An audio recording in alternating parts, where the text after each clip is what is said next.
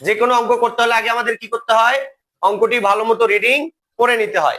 কি আছে 18 নম্বর অঙ্কটা, কণিকার কাছে যতগুলো চকলেট আছে তার 4 গুণ চকলেট আছে মনিকার কাছে। এটা এক লাইন, এরপরে আরো এক লাইন আছে, ওই এক লাইন আমরা পরে পড়তেছি, ওই এক লাইন পরে পড়তেছি। আগে যে আমরা প্রথম লাইন পড়লাম সেই প্রথম লাইনের আগে আমরা সমাধান শিখে নেই। কথা বুঝতে পেরেছো? কি লেখা আছে, কণিকার কাছে যতগুলো চকলেট আছে তার 4 গুণ চকলেট আছে মনিকার কাছে। কণিকার তো কোনো চকলেটের সংখ্যাই দেওয়া নাই, আছে নাই। একটু আমি লিখতেছি, তোমরা মনোযোগ দাও বুঝানোর জন্য, তারপরে তোমরা নিজেরাই বুঝতে পারবা। খেয়াল করো, আমি লিখছি সমাধান। আমি যদি এখন লিখি যে ধরি, কি লিখতেছি, ধরি কণিকার কার কণিকার কাছে আছে, কণিকার কাছে আছে সমান, মনে করো 3টি। কয়টি আছে কণিকার কাছে, কয়টা চকলেট আছে, 3টা। তা কণিকার কাছে যদি 3টা থাকে তাহলে মনিকার কাছে কয়টা আছে, তার 4 গুণ। তার কয় গুণ, তার মানে কণিকার কাছে যা আছে তার 4 গুণ আছে কার কাছে, মনিকার কাছে। তাহলে আমরা লিখি যে সুতরাং, মনোযোগ দাও, মনিকার কাছে, মনিকার কাছে আছে, মনিকার কাছে আছে, তাহলে 3 গুণন 4টি, তাহলে সমান কত হবে, 12টি। বুঝছো না বোঝো নাই? কিন্তু এখন প্রশ্ন হলো যে ওর কাছে 4টি আছে না 3টি আছে না 2টি আছে না 8টি আছে না 10টি আছে, এটাই তো আমরা জানি না। এটা আমরা জানি তো, যেটা আমরা জানি না সেটাকে আমরা কি ধরবো? গত ক্লাসে আমরা কি ধরেছিলাম, এক্স বা ওয়াই বা জেড বা ইংরেজি যে 26টা লেটার আছে ছোট হাতে তার মধ্যে যে কোনো একটা। তাহলে আমরা এই থ্রির জায়গায় ধরবো কি বলতো, ধরো এক্স ধরলাম, কি ধরলাম, এক্স টি।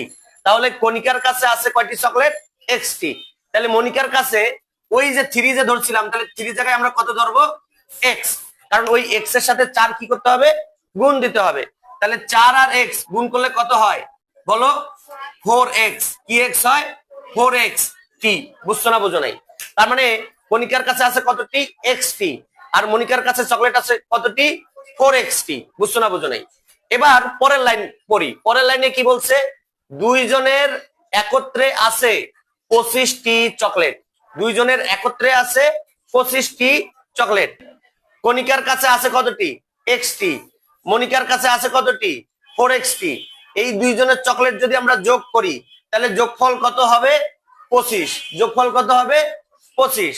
তাহলে আমরা লিখবো এখন প্রশ্ন মতে, কি মতে, প্রশ্ন মতে এক্স প্লাস 4x সমান 25।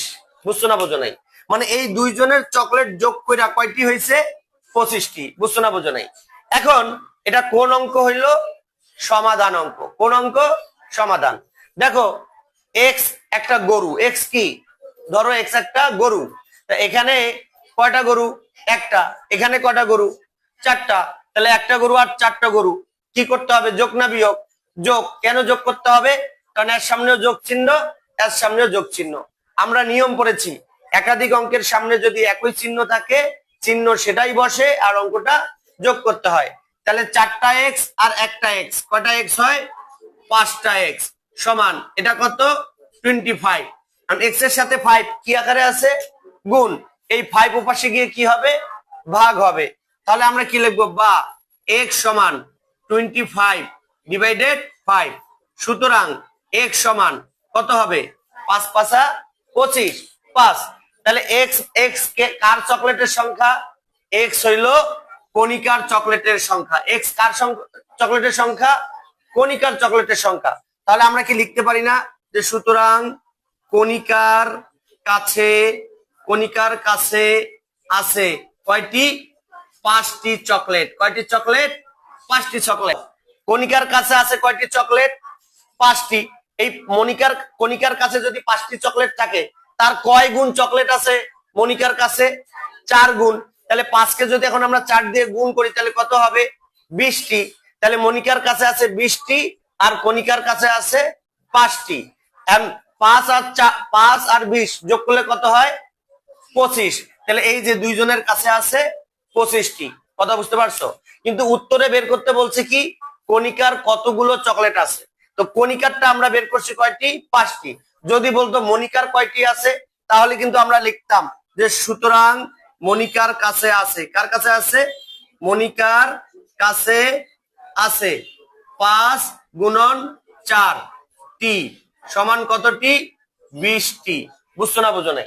তাহলে 5 আর 20 যোগ করলে কত হয়? 25টি। বুঝছো না বুঝো নাই? কারো যদি কোনো প্রশ্ন থাকে আমাকে বলতে পারো, আমি সুন্দর করে আবার বুঝিয়ে দেওয়ার চেষ্টা করব। কার কোন জায়গায় প্রশ্ন আছে আসো বলো। দাঁড়াও, তুমি দাঁড়াও, তুমি বলো তোমার কোন জায়গায় প্রশ্ন আছে, কোন জায়গায় বুঝো নাই? প্রশ্ন নাই, বসো। সুমনা দাঁড়াও, দাঁড়াও, তোমার কোন জায়গায় প্রশ্ন আছে? হ্যাঁ, কোন জায়গায় প্রশ্ন নাই। আয়শা দাঁড়াও, বাবা বলো তোমার কোন জায়গায় প্রশ্ন আছে? বসো, কোন জায়গায় প্রশ্ন নাই। তুমি দাঁড়াও, ভয় পাইতেছো? কোনো ভয় নাই, বলো কোন জায়গায় প্রশ্ন আছে? বুঝো নাই, কেন বুঝো নাই? এইদিকে আসো।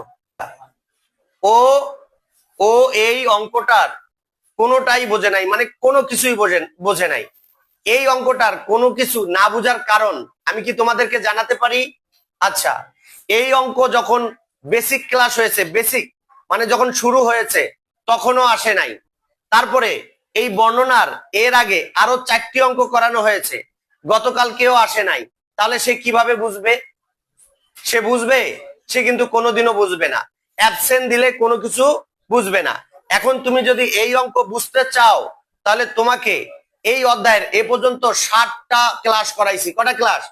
তুমি 60টা ক্লাসের একটা ক্লাসও করো নাই, করেছো? তাহলে 60টা ক্লাসের একটা ক্লাসও যদি ও না করে তাহলে ও অঙ্ক বুঝবে কেমনে? সম্ভব? বোঝা সম্ভব? তাহলে তোমাকে কি করতে হবে? ওই 60টা ক্লাস এখন আমি আবার তোমাকে করতে হবে। ওই 60টা ক্লাস তোমাকে আবার করতে হবে। এখন তোমরা কি মানবা আমি এই অধ্যায়টা আবার এখানে শুরু থেকে করাবো? এই মানবা? এই আরজু, এই অঙ্ক আবার শুরু থেকে করাবো ওর জন্যে, তুমি মানবা? তুমি মানবা? এই 2 সিয়াম তোমরা মানবা? হ্যাঁ, তোমরা দুজন মানবা? যারা ক্লাস করেছো তারা তো এখন মানবে না। তাহলে এখন এই ক্লাস, এই যে আরো 6টা ক্লাস, 7টা ক্লাস তুমি কিভাবে পাবা? এখন আমি ভিডিও দেই এই কারণে না হয় পাবা, অনলাইনে পাবা, কিন্তু যদি ভিডিও আমি না দিতাম তাহলে তুমি এই ক্লাস কিভাবে করতা? সম্ভব? তাহলে তুমি যদি আবার এই অঙ্ক শিখতে চাও তাহলে তোমার 2টা নিয়ম আছে। এক, তুমি ভিডিও ক্লাস দেখে অঙ্ক তুলে নেওয়ার পরে না বুঝলে ক্লাস শুরুর আগে এসে বুঝাই নিবা, অথবা ক্লাস শেষে বুঝাই নিবা। কি বুঝছো না বুঝো নাই? কিন্তু তোমাকে আগে কি করতে হবে? ভিডিও ক্লাসগুলো দেখতে হবে। বুঝতে পারছো? তাহলে কি দেওয়া যাবে না? অ্যাবসেন্ট দেওয়া যাবে না। অ্যাবসেন্ট দিলে এখানে স্যার অঙ্ক করাবে আর তুমি অন্ধকার দেখবা। কি কথা বুঝতে পেরেছো? এবার বুঝতে পারছো? আরো অ্যাবসেন্ট দিবা? যাও, সিট ডাউন। যারা 60টি ক্লাস করেছো তারা কি বুঝতে পেরেছো? বুঝতে পারছো? আমার ছাত্রছাত্রী বুঝতে পেরেছে। আপনারা যদি বুঝতে পারেন তাহলে শেয়ার করে অপরকে শেখার সুযোগ করে দিন এবং ফলো দিয়ে পাশে থাকুন। Thank you very much. আসসালামু আলাইকুম।